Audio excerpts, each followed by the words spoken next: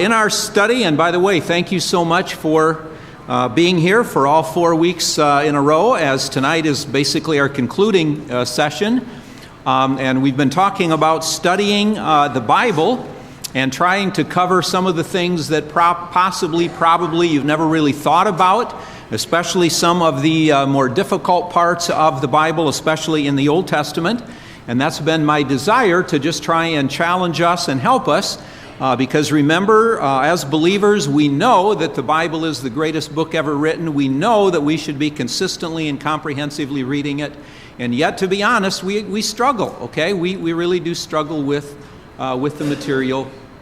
And so therefore, we're simply I'm trying to help you by addressing some of that, giving you some thoughts, etc. And last week, we started on this topic where we were talking about sex and violence, and so-called ungodlike behavior in the Bible. And really, we only got to cover the first part, the ungodlike behavior.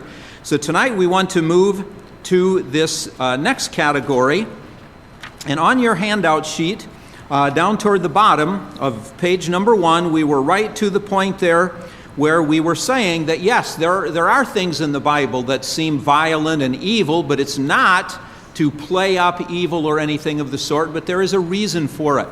And therefore, as I'm quoting from this book, the authors give 3 criteria of worth for judging literary and other works with respect to their content. And those 3 are, first of all, gratuitousness. Is the representation of evil purposeful, or is it present for its own sake? And again, as you're reading this and thinking of this, you can be asking yourself that concerning passages in the Bible, and we're going to look at some illustrations here in a moment. But does does God who wrote the Bible put things in the Bible for its own sake, to just kind of make us, want to, should we say, titillate our minds in these areas, or is there a very definite purpose? And really, it's pretty reserved the way he describes it. Number 2, explicitness. Is the representation of evil, if it's purposeful, present in an agreeable degree, or is it more conspicuous or vivid than the purpose warrants? In other words, does God just kind of go over the top and say some things, and you say, well, wait a minute, he wouldn't have had to be quite that explicit. And number 3, the moral tone. Is evil presented from a condemning perspective? Is it made to appear both dangerous and repulsive? So even when God does give us what we might call evil in the Bible, does he do it to simply play it up as evil so that we would desire to do evil? Or is it presented in such a way that we would, in effect, be repulsed by it and say, well, yeah, that's of the devil. Yeah, that's contrary to God, and I am being taught to withstand it. And then when you turn the sheet over, we continue with, again, some categories of censorable elements. Profanity, blasphemy, whether in statements or epithets. Scatological realism, specific references to excrement or the excremental functions. Erotic realism, specific references to physical love between the sexes. Sexual perversion, the portrayal of any sexual relationship or activity. Adultery, fornication, homosexuality, incest, other than that which is sanctified by God in marriage. Lurid violence, and then occultism. Satanism, witchcraft, necromancy, astrology, fortune-telling, and the like. A representing of the supernatural powers that oppose God in a way that fascinates the reader or implies the existence of a supernatural order other than the biblical one. So in other words, the writers here are simply saying, yes, there are elements in the Bible in all of these categories. But when you stop and say, how does God, because remember, God is the ultimate author of the Bible, so how does God present things when he is dealing with this? And so as we said last time, God does not shy away from, shall we say, our messy world. We are fallen creatures. We live around fallenness every single day. And so God is honest, if you will, in presenting to us, this is part of the messiness of living in such a world. But he does it in such a way that we can realize this is part of the fallen creation, or in the case of some of these things we'll see, it's because this is a good gift of God, and he wants us to realize there is nothing wrong with it. So, as we come to the sheet, the Bible does include these things.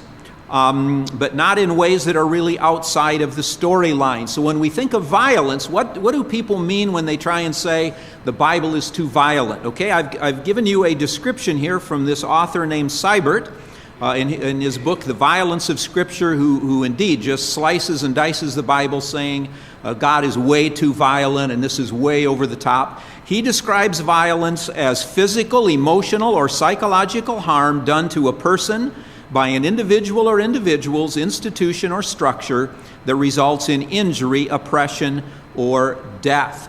And you might want to argue with his definition. I would want to argue with it somewhat the way he describes it, but that's neither here nor there. That's just where he says, okay, this is what I'm talking about in my book as I write about violence. So what are some of the things, and again, I have tried to give you, just a very, very small smattering of what people would say fall under these categories. So first of all, concerning violence, what kind of examples are here? Well, some people say there is too much blood in the Bible. Okay, when you start looking at it, there are about 425 times blood is referred to. But almost a fourth of the ones in the Old Testament, and that's where the predominant number of times, or the place where the predominant number of occurrences of the word blood occurs, and about 1/4 of them concern the sacrificial system. Okay? Now, because so many references deal with the sacrificial system, I'll be very honest with you, from the time I've been reading the Bible as a little boy until today, I have never thought that really the Bible was a violent, bloody book when I read those sacrifices. And that's not saying that, my mind was skewed or I'm some pure guy or something. I'm simply saying, to me, I don't know that this is really an area of violence anyhow. And when you think of what happened during a sacrifice, you could have gone on an awful lot with gory stuff if God would have wanted to, but he never does that. I mean, if you've ever slaughtered a chicken just out in the barnyard, or if you've helped slaughter a sheep or a pig, or maybe a deer or an antelope or something like that, or an elk, wow, just think of what you could say as you're just talking about dissecting it. And yet when you come to the Word of God, God doesn't go into all those details. And so my point is, I don't really know how you can accuse God of trying to major on gory things when he's talking about the sacrificial system. Or when it comes to warfare, capital B there. Granted, this is a subject that's going to be violent because that's the nature of warfare. In other words, if I go to the public library and check out a book on major World War II battles, I expect it to say some things that maybe not everybody should be reading or whatever, okay? But that's the nature of what warfare is all about. And again, I would say, think of how reserved God is when he describes some of the great battles in the Bible. We're talking about some really major battles, and he doesn't go into very much blood and guts with what happened there. It's simply Israel went out, they obeyed him, they fought, and God gave them the victory, and they came home. But wow, think of the thousands of lives that were lost and the way they were lost and what God could have said. He doesn't say it. There was no reason for him to go into any detail on those things, and so he doesn't go into detail. Now, a couple of verses I put here that you might think are problematic or that people will throw on the table at you will be like Isaiah 63. A very interesting passage where the writer says, "Who is this that's coming from Edom?" And again, think in your mind of a map. Edom is south of the Dead Sea, and here is this personage coming up from the south. And the person who comes says, "I have come and I am mighty to save." And the inquirer says, "Wow, your garment seems to have some stains on it. What is that? Is that like, it looks like it's grape juice from treading out the wine?" And the person who's coming up, which we find out is none other than the Son of God himself, it would appear, says, "Those aren't grape juice stains on my garment. Those are blood stains from trampling my enemies." And so, people get all upset and say, your God is a violent God and all this. Well, again, remember, that is an image meant to convey the terribleness of coming under the wrath of God. The picture you should not have is somehow throughout all eternity, Jesus Christ is going to be jumping up and down on dead people in hell until the blood squirts out. That's not the point. but it's making a graphic point to us because sin is graphic and judgment is terrible. And the writer is simply saying, you don't want to come under the wrath of God, because when his judgment comes, his garment is going to be stained with the blood from those who've been defeated, just like someone who was out gathering grapes and then they start jumping up and down on them to squeeze the grape juice out. Or another reference there, Psalm 58 and verse 10. The problem here is really Psalm 58 is it's an imprecatory psalm, so a lot of people have problems with imprecations to begin with. Okay? But the picture that they don't like is the righteous people are rejoicing while they're washing their feet in the blood of the wicked. Now again, you have to remember this is imagery. This does not say that for all eternity, those of us who are saved are going to be sitting in heaven, and while we're sitting there every night around the campfire, we're going to be singing Kumbaya and washing our feet in the blood of our enemies. No, but it's giving the picture of the fact that we will be rejoicing for eternity, that God is a righteous God and he has saved us by his grace, and those who have opposed him will be judged. That's what the Bible says all throughout it. And we find people in heaven who are crying out to God for vengeance, saying, when are you going to bring all of history to a conclusion and validate the fact we're on the winning team? And God doesn't say, wait, you have a problem. Why do you want people to be judged? God says, just wait. The day will come when you will rejoice over the enemy who refuses to come to God and be saved by grace. So again, if you understand the picture of the Bible, this is not something that's over the top. This is a graphic picture because we're talking about really, really big deal stuff. But it's not to be taken literally. We move to capital punishment, capital C. This can be a repulsive subject, but I would say remember Genesis chapter 9 and verse 6, which says, whoso sheddeth man's blood, by man shall his blood be shed, because in the image of God, man has been created. And so when God says that capital punishment is in vogue even for today, there is a good reason for it. Not because you're angry and you're upset at someone. It's because when somebody willingly, intentionally attacks someone else and kills them, they are destroying, shall we say, a little God. They are saying, I have something against God, and because I can't get back at God, I can get to the only representation of him in this life, and that is somebody made in his image. And God says, we just can't have that. Now, if somebody has a problem with capital punishment because of some of the other things prescribed in the Old Testament that said you should be executed for doing it, I could maybe understand why they have questions there, but that's a whole other ball game that falls under the legal stuff that we talked about in lectures a couple of weeks ago. Okay? But again, really, capital punishment is, there's nothing should we say bad about it? Yeah, capital punishment is bad, but it's very, very reasonable why God says that. Violent deaths that we find in the Bible, cannibalism, murdering children, dismemberment, mass killings. You can check out some of those references. Again, I would say these illustrations are all very, very reserved when you think of what God could have said. For example, on this one category here, dealing with murdering children. The words we find in the Bible, it says that these adults made their children to pass through the fire. Now, basically, we're pretty sure that that's referring to child sacrifice. But think of how reserved God is when he talks about that. He doesn't even really tell us how they did it. Now, we do have some pretty good ideas from archaeological things and from other writings, and we can thank God he didn't go into detail how those people would sacrifice their children. But I'm saying, wow, there's a time if God wanted to glory in the gory, it would have been easy to do as he talked about sin. But even when he's talking about sin, he doesn't go over the top, if you will. He simply says they sacrificed their children in the fire. And think of today when we think of abortion and how people talk about what happens when they kill a child. I mean, whoa, they really can go on in detail. God doesn't do that in the Bible, even when he is talking about this incredible sinfulness. And then, of course, capital E, the last one I mentioned, events surrounding Jesus' crucifixion, and I just gave a couple of references, but there are so many more. And of course, the point here is that God does not glory in the gory.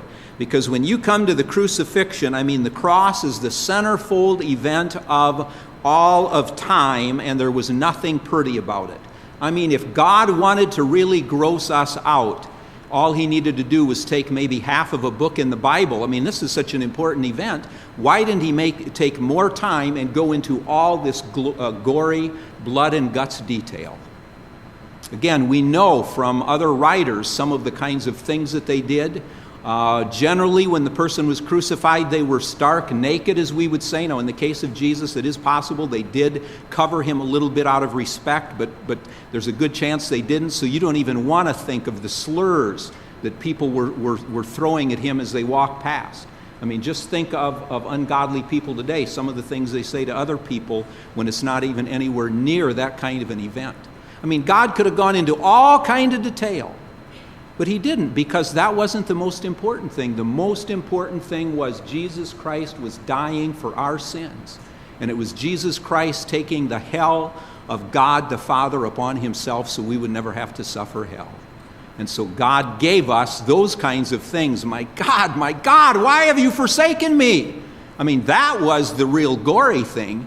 To be separated from God the Father. He'd never known a moment in eternity past, and he'll never know a moment in eternity future like that. And that's what the cross was all about. That's what God wants us to focus on, not to think of all the blood and guts and gore and everything else. And so my point that I'm trying to make here is, and again, I realize I'm really bringing this trying to be as simple as I can, but as I study the Bible, as we study the Bible, we don't find much violence at all. We don't find God glorifying in violence. And even when he does talk about it, because we live in a sinful world, it's a matter of he is very, very subdued in what he says. And then as I've given you as well a World editorial, World magazine you're probably familiar with. And sometime back, the editor was asked the question, if you're a Christian magazine, why do you even have to talk about evil and violence and things like that? Why don't you just sugarcoat everything? And I like what he says here, because it has to do with really what the Bible says, I think, as well. He says, biblical journalism is the opposite of amoral journalism, the kind that emphasizes all the sound and fury in the world and presents people's lives as tales told by idiots signifying nothing. But I'd also distinguish biblical journalism from journalistic moralism, which emphasizes the good and uplifting parts of life so people can feel good about themselves without pointing them to Christ.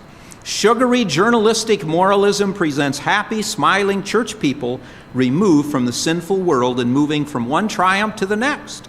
But in a world filled with destruction, divorce, disease, and death, such reporting is not credible. If I'd have you in a class, I'd tell you, take out your colored pen of the day and mark these next statements. Sadly, Christian reporters need to cover sorrow, tragedy, and even evil. The Bible teaches when man turns away from God, he acts like a beast, and that beastliness will show itself sometimes in awful crimes.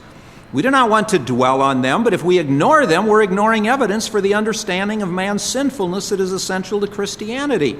For if man without God is not a beast, then Christ's sacrifice for us was unnecessary. These stories show us that even the grotesque in Bible-based context is useful for our education and sanctification. Such horrors are what Jeremiah explained in Jeremiah 19:3 when he said, God will bring evil upon Jerusalem, that whosoever heareth it, even his ears shall tingle. Paul himself commented on and wrote about evil in the world because it was important for the Christian community to address sin appropriately. And so my point is, yes, indeed, God addresses this because we live in a real world, but he doesn't glorify it. He doesn't just try and get our thoughts off on it so that we are constantly just led down these trails to think bad thoughts. And then when we come to this third category here under our topic, and that is the category of sex. As we conclude this category, I just think how big this particular category is even in our present world. I mean, the porn industry, internet porn between individuals, our entire advertising agency is built on the fact that sex sells, okay? Advertising industry knows that's true, and consumers prove that it is true. In fact, it was just earlier this week, or maybe it was toward the end of last week. I found it interesting in the Wall Street Journal. There were multiple articles that talked about, because there are some really big car shows going on now. I think right now they're all in Europe, when they debut a brand new model like the 2018 model of, these really expensive cars. And some of the people were asking, why when you go to a car show do you have to have a half-naked woman draped over the hood to sell your $250,000 car? That seems sexist. And some of the people said, well, we have no comment. Our PR department won't even comment on that. Others were saying, well, yeah, but that's what people expect when they come to a car show. And there were others who were saying, yeah, we realize we're objectifying sex, and because we live in a world where we know that people are really getting on that now, we're gonna kind of water it down a little bit, and when you come to our car show in a couple of months, you won't see that same kind of thing taking place. The point I'm making is simply our world is sex-filled. So, God could have simply, shall we say, zipped it and said, I'm not going to talk about anything because it is so nasty the way it's portrayed out there. Or God could say, wait a minute, I created it to be one of the greatest blessings for human beings when it is done properly. And so therefore he is going to talk about it in the Bible, because he's going to show us this is a key aspect of creating us male and female. But again, when he talks about it, he does it in a very, very reserved way. He does it in a way so that you don't start trying to vicariously live some of these things. And so what I'm amazed at is simply how, when God presents it, it isn't very graphic. He uses a lot of euphemisms, as we will see. And occasionally when there is a really graphic thing, it is meant because he's trying to give us, I think we could call it shock treatment. Because what he's talking about needs to shock us, because we are just so ho-hum kind of going on without realizing how perverted something really is. So on your, beside Roman numeral 3 there, the quotes, the words I gave you, as pertains to a lot of sexual activity in male and female body parts, the Bible uses many euphemisms. Simply means that you substitute an agreeable or an inoffensive expression for one that may be difficult. For example, the Bible uses the word to know, or feet, or thigh, or body, when actually it's not referring to those things at all. It is referring to more sexually explicit things. So think of, for example, when it talks about a man and a woman coming together, generally the Hebrew expression that is used is simply, Adam knew his wife Eve, and she conceived and bore a child. That's how he describes this act. Adam knew his wife. It's the standard Hebrew word for knowing, which can also refer to knowledge as such, but it refers to that. Or sometimes when it talks about the feet, it's not talking about that part of your body which is your ankles and toes. It is referring to sexual parts of the body. But again, in a very reserved way, God simply states it this way. You think of like 2 Samuel chapter 11, verses 6 to 11, the account of David after he had sinned with Bathsheba, and now he needed to cover up his sin, so he said, I'm going to invite her husband home from the battlefield. And so when he came, when you read early in the story, what does David tell the man, Uriah? He says, go home and wash your feet. Oh, so he's saying, oh, you've been out on a dusty battlefield, go home and take a bath. That's why I brought you home, so you could freshen up. No. As the text continues to read, it's very evident what he meant by wash your feet, because Uriah later specifically says, well, yeah, I know what you're trying to do here. And he uses a little different expression. The point I'm trying to make is, wow, the way that God waters it down, if you will, when he could have used so much more explicit sexual stuff. Galatians chapter 5 and verse 12. Now this is one of those shock verses. You'll probably find many New Testament writers who will say this is probably the place in the New Testament where the Apostle Paul makes the most shocking or the most astounding statement. And this is in the context where, remember in the book of Galatians, the people that he's writing to are saying, you're not saved only by grace through faith, but rather you need to go through Jewish rituals. Specifically, males need to go through the act of circumcision. And unless you're circumcised, you can't be right with God. Okay? And so what does Paul say? Well, let me just, so I get it right here, the King James Version. Paul, again, it must have been a moment of frustration, but remember, he's writing under the inspiration of God. Galatians 5:12, Paul says, I would they were even cut off which trouble you. Wow, that is a really subdued way of saying something. Okay, think of it. These people are saying you need to be circumcised to be saved. And what is Paul saying? He's saying go ahead and cut even more. Okay? In fact, the NIV, the ESV, they say, I wish those who are troubling you would just go ahead and emasculate themselves. Or as we would say, castrate themselves. Just keep on cutting. Don't just cut that little bit so you can say I followed a Jewish procedure. Wow, now think of how subdued, in one sense, Paul even is there when he says that. And so my whole point is, once again, God is very, very reserved in the way he states things. And as we keep reading here on the sheet, Joseph Smith III in his book, and this has nothing to do with the Joseph Smith of Mormonism, okay? Joseph Smith III comments that the difficulties in many of these passages remind us again of the Bible's delicacy in sexual matters. Oftentimes, we can't be certain what is being described because the language simply isn't explicit enough. And that's why when you read different commentators, they will say, well, no, it doesn't really refer to this, whatever. And others will say, no, that is very explicitly a sexual image here. Okay? So, two major categories I included here, capital A, where God talks about perversions like adultery, homosexuality, incest, bestiality, prostitution, etc. You need to underline or mark Leviticus 18 and 20.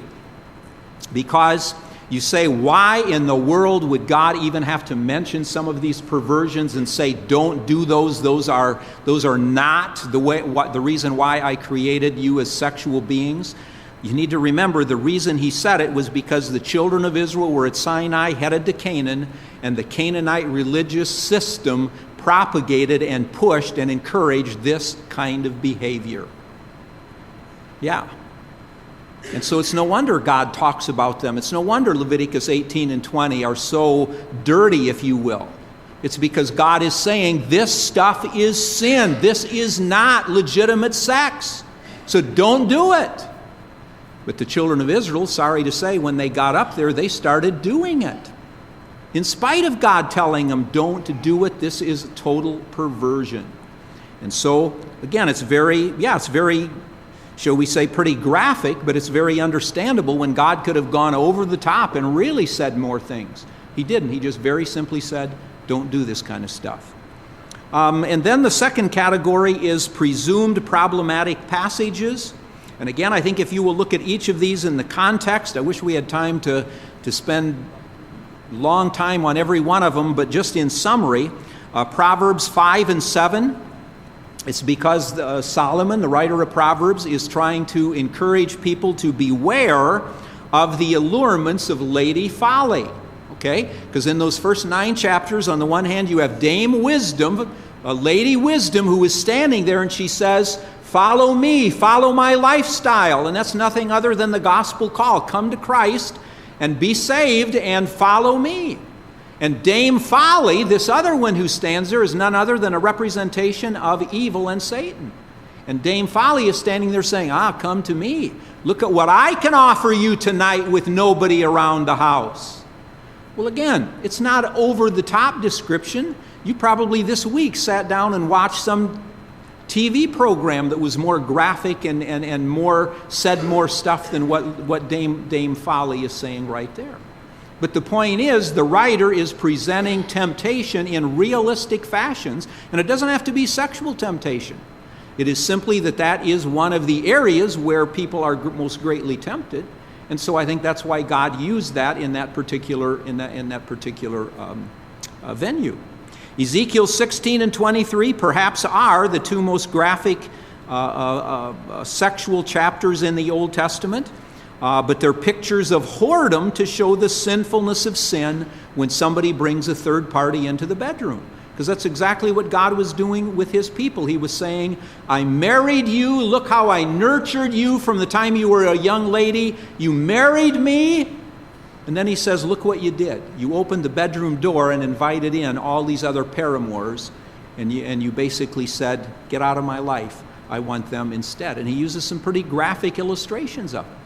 But it's not over the top. Again, it is a shock treatment, if you will, but it's not over the top per se, as he is simply describing to us the terribleness of going astray after other gods. But he uses it because some of these people not only spiritually went after other gods, but also it involved this aspect of sex.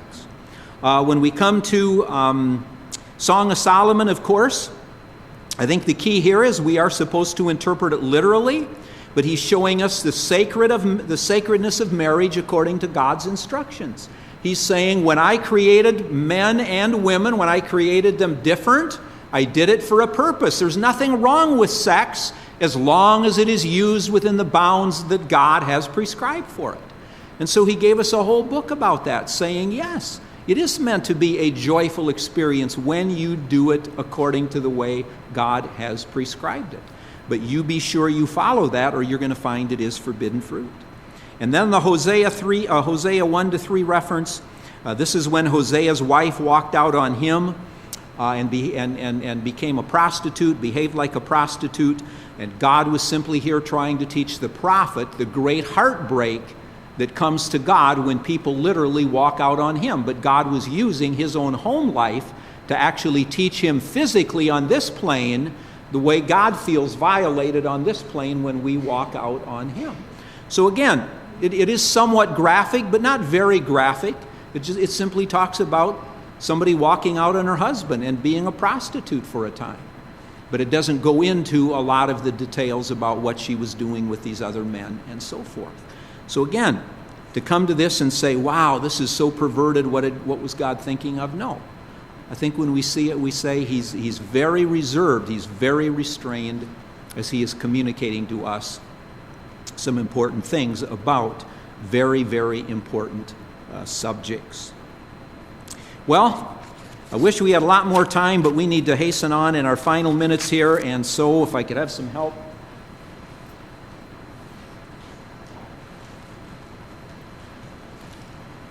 Another handout, Attilia, you want to go to the outside?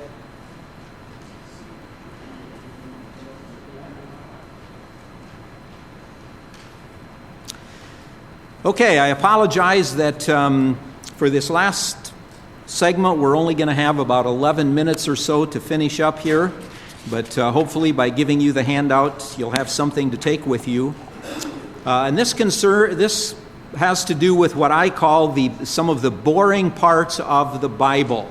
And I know you're probably thinking, what? You're not supposed to say that in public. Part of the Bible is boring. Let's be honest. I'm just giving you a venue to say what you've probably often thought. And I wish we had time here to say, okay, will you give me some illustrations of the boring parts of the Bible? And boy, when I've done this in classes, etc., I've got hands going up so fast. You know, they're almost whiplash with their neck, their neck there. They're saying, well, yeah, this is a boring part of the Bible. So we all know that certain parts of the Bible are boring. Now, because boring is, shall we say, an overworked term today, exactly what are we talking about? Well, this goes back to what I said in week number 1 concerning what we were calling return on investment, where people will always say, well, if I know I'm supposed to be consistently and comprehensively reading the entire Bible, but what am I going to get out of it? What's the return on investment? How is this going to profit me? Okay? And so when we think here of the boring parts of the Bible, I'm using the term, as you see at the top, to be those dry, difficult, hard to see the purpose passages. They're wearisome, they seem dull, they seem a little bit tedious, etc. And so that's why we think that they are boring. So I asked the question on your handout sheet, well, how are you reading the Bible? Because maybe part of the reason why you think they're boring is simply because of the way you're coming to the Bible in the first place. In other words, you're saying, well, I'm just coming to the Bible, just give me some propositional facts, tell me how I'm supposed to live, and I'll just try and slavishly follow some rules. Well, that's not why God gave us the Bible. Maybe you say, every day when I come to the Bible, I just need an upper. I just need a caffeine IV Bible fix, or whatever you want to call it, and so I'm opening it up to just quick get that fit. Well, that's not why God gave us the Bible either. But if we go back and we say, what does 2 Timothy 3:16 say? What did Romans 15:4 say? Romans 15, was it 6 say? What does Psalm 19, 7, 11, 7 following say, etc.? Then we begin to realize, here's what the Bible is supposed to be doing in my life. And when I start thinking along those lines, I begin to realize some of these parts that I've called boring aren't really all that boring at all, because they are accomplishing some of these specific things that God has in mind. So, we need to jump very quickly to my two illustrations, and you'll have to take this home and read it on your own. But the first area is the area of genealogies. Genealogies. Now, perhaps before we look at a couple of Bible examples, we ought to ask ourselves the question, why are genealogies important today? Because probably if I ask you to raise your hand, how many of you have done genealogical work? Probably at least half of you, if not more, have done some fairly extensive genealogical work. So I could say, what a waste of your life. Boy, are you crazy. Why would you do that? And those might have been fighting words, because you say, no, genealogy is important to me. Well, stop and think of it.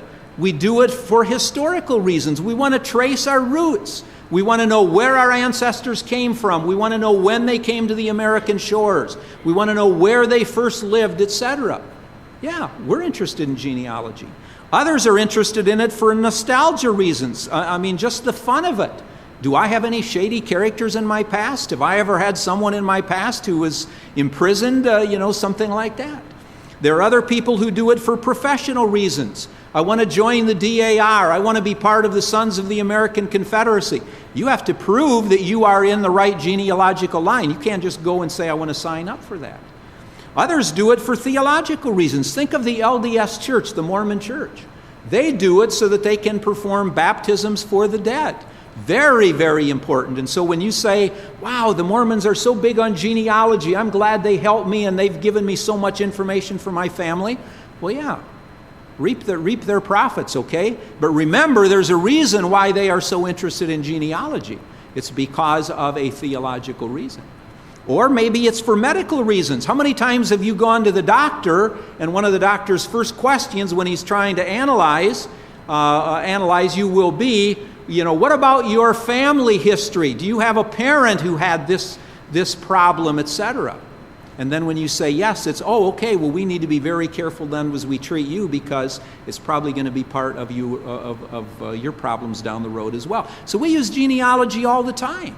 And so my point is, if we would just stop and think for a moment and say, wow, if we think genealogy is important today for a lot of those reasons, why do we have a problem thinking that there is a problem having genealogy in the Bible? We ought to say, well, yeah, it's there for a reason. Now let me struggle with it. Let me work at it to try and figure out what was the exact reason why genealogy was so important to them. And so on the sheet, a couple of overarching reasons I gave you there are, and this is right at about the hole punch, genealogical lists are names and names are people, so it reminds us that individuals are important to God. And also these lists give historical information to trace human experiences so that we really can know that these things literally did happen. Think of the heyday that critical scholars would have if the Old Testament would have simply said, Jesus is going to be born in the tribe of Judah, and then you get to the New Testament and it says Jesus was born and the family he was from was of the tribe of Judah. As it is, with all the detailed stuff to prove that Jesus really is the Son of God who was prophesied in the Old Testament, critics still doubt a lot of that stuff. Well, just think if we didn't have all that genealogical information to take us step by step by step, as God is trying to, shall we say, remove all obstacles so that we really can understand, when God said in the Old Testament, this is where Jesus would come from, we can trace that to a T right up to his very birth.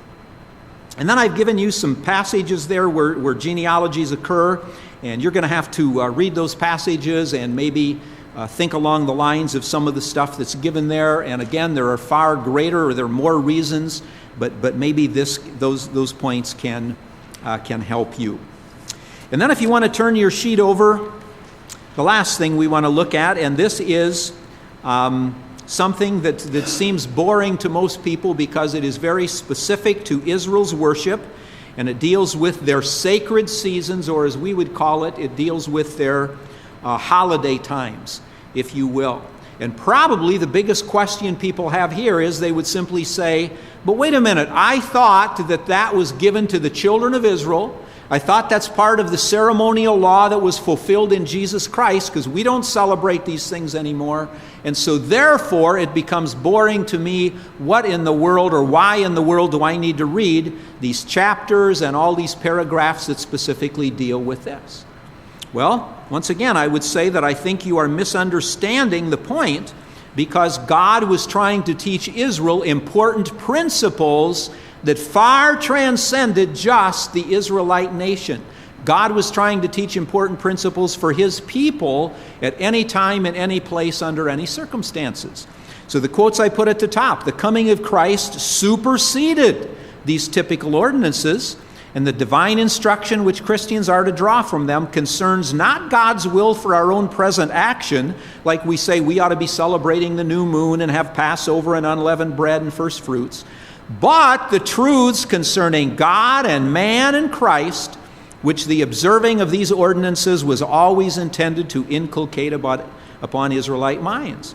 The great moral principles that lay behind the feasts, gratitude, God's care for the poor and our care for the poor, commitment to his providence, joy in his service, all of these heart characteristics retain their validity as elements of our permanently required response, even though the precise forms and times no longer possess relevance. So again, the writer is simply saying, don't just go to these passages, say they were written for Israel, so I can trash them, I don't need to read them. No. Take a moment and say, what was God trying to teach Israel? Now, yes, they were supposed to celebrate these times, but what was the celebration meant to accomplish? And when I think of these things, I like to think of them in light of, shall we say, the American holidays that we have. I mean, think of the calendar that we have with certain holidays. Sorry to say, in America, most of our holidays are simply great. I don't even know what we're celebrating today, but at least I get a paid holiday. I don't need to go to work, and I can, have a big bonfire in my backyard and put hot dogs and hamburgers on, have the neighbors come over and play volleyball or something. Well, wait a minute. What's the reason we have a holiday? What are we trying to commemorate that we never want to forget? Well, that's what Israel's sacred seasons were all about. It was a matter of God was teaching them key lessons. So, 3 quick points to bring this to a conclusion here. Remember that when God gave this to them, these things were ordained by God. When you go to these passages, it specifically says, these are the feasts of the Lord. God calls them my feasts. God calls them holy convocations. In other words, times set apart from everything else to be specially designated to remember something. Also, there was a reason back of them. Go to the third column in from the left, where it says historical, religious, or agricultural. Basically, every feast in Israel goes back to one of those 3 key things. It was meant to commemorate, and sometimes it's more than one, but it was maybe meant to commemorate a great historical event, such as, let's just say, the Exodus from Egypt. Or maybe it was meant to commemorate a battle or something like that. Or it was possibly meant to commemorate a religious thing, like the Day of Atonement, when you had national forgiveness for Israel's sins for another year. Or maybe it was because of an agrarian type of reason. Remember, Israel was an agrarian society. Most of the people were farmers. They weren't computer programmers, etc. So it's no wonder God said we're going to have holidays that celebrate nature. And also remember, the Canaanite religion was what we call a fertility cult, which meant that a lot of their theology and their perverted theology was based in nature. And so I can't help believe that a lot of these festivals, because they have to do with nature, were God's way of saying, no, it is not the Canaanite deities that you need to kiss up to, because they did not provide for you in nature. It is God, and when you faithfully follow this holiday order that I gave you, you are acknowledging me as the source of every gift that you get. So at 3 key times during their agricultural year, when they were bringing in the harvest, they would have a major holiday on their calendar so that they could immediately acknowledge God is the source of every good gift that we possess. I mean, think of it. Why do we have Thanksgiving toward the end of our year? Oh, I know why we do, so we can watch football and pig out on turkey and pecan pie. Well, really, those aren't the reasons why we should be thinking of Thanksgiving, okay? It is because we are thanking God for His blessings the past year. We're thanking Him for abundant harvests, etc. Well, Israel had a feast very, very, very, very close to that as well. That was meant to remind them of a great theological reason. And then the last thing was, as I said, under the purpose column, you simply would say, okay, what purpose did it serve? Was it national cleansing from sin? So as I celebrate, there should be times during the year when I specifically think of God's cleansing me from my sin. Does the church celebrate that today at any special times? What are we having next Sunday morning or Sunday night, I think, according to the calendar? Communion. Why do we do that? What a frivolous thing. We ought to just forget it. No! God says we are to do that continually. What's the next phrase? In remembrance of Him. And so somebody who walks off the street and sees us celebrating saying, why are you drinking grape juice? Why are you eating that bread? You're really crazy. We say, no, there is great theological significance to it. And we do it multiple times because we are to continually call to mind the sacrifice of Christ. And when God set apart this calendar for them, it was the same thing. He didn't just say, you don't need to go to work tomorrow and you're going to get paid for it. He said, there is great theology here. I never want you to forget the point I'm trying to drive home to you. And I think if you approach these passages with that kind of thought in mind, you begin to realize, wow, what I used to think was boring is not boring at all, because God is trying to teach me the kinds of lessons He was trying to teach Israel.